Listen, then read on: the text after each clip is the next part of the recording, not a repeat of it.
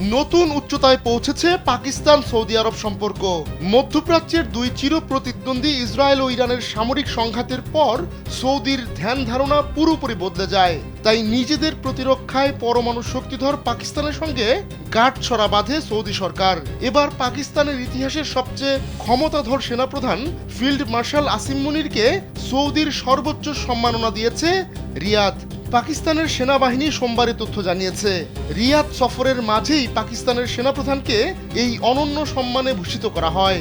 রোববার পাকিস্তানের সেনাপ্রধানকে King Abdul Aziz medal of excellent class দেওয়া হয়। সৌদি যুবরাজ মোহাম্মদ বিন সালমানের সঙ্গে পাকিস্তানের প্রতিরক্ষা চুক্তি সই হওয়ার কয়েক মাসের মাথায় এভাবেই পুরস্কৃত হলেন পাকিস্তানের সেনাপ্রধান।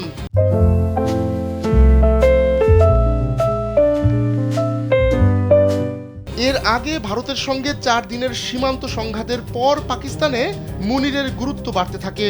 পরমাণু শক্তিধর প্রতিবেশী দুই দেশ গেল মে মাসে ওই সংঘাতে জড়ায়। সে সময় ভারতকে পাল্টা কঠোর জবাব দেয় পাকিস্তান। বিশেষ করে সে সময় পাকিস্তান দাবি করে তারা অত্যাধুনিক রাফায়েল সহ অন্তত 6টি ভারতীয় যুদ্ধবিমান ভূপাতিত করেছে, যদিও ভারত এই দাবি জোরালোভাবে প্রত্যাখ্যান করে আসছে।